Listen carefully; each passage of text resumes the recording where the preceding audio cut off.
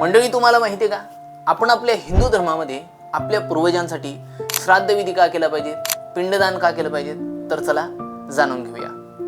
तर मंडळी, आज मी हे श्राद्धाचे महत्त्व आणि शास्त्रीय विवेचन हे पुस्तक वाचत असताना मला यात काही ओळी वाचायला मिळाल्या. हे परात्पर गुरु डॉक्टर जयंत बाळाजी आठवले आणि संदीप गजानन आळशी यांनी दोघांनी मिळून हे पुस्तक बनवले.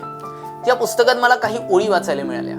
त्या संदर्भाने मी तुम्हाला सांगणार आहे की आपण आपल्या हिंदू धर्मामध्ये आपल्या पूर्वजांचं आपण पिंडदान का केलं पाहिजे, अथवा आपण आपलं श्राद्ध विधी का केलं पाहिजेत आपल्या पूर्वजांचं. बघा, मृत्यू लोकातील सर्व जीव काही साधना करणारे नसतात.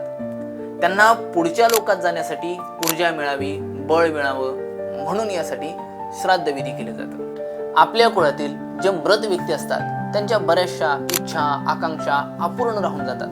त्यांच्या इच्छा आकांक्षा पूर्ण व्हाव्या आणि त्या पूर्ण न झाल्यामुळे ते नीच लोकात जाऊन पडतात आणि त्यांना तिथून पुढे मार्ग मिळावा म्हणून यासाठी आपण पिंडदानाची विधी अथवा श्राद्ध विधी आपण करत असतो. काही पूर्वजांना आपल्या कर्मामुळे पितृलोक ऐवजी भूत योनी प्राप्त होते.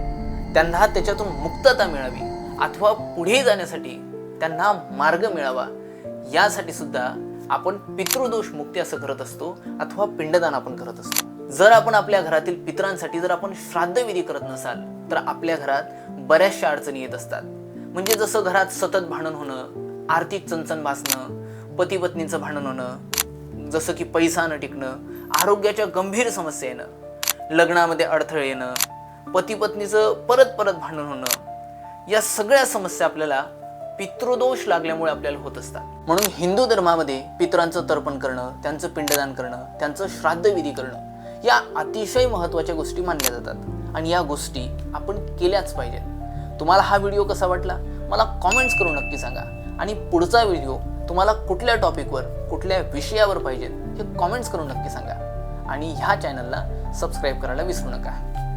नमस्कार.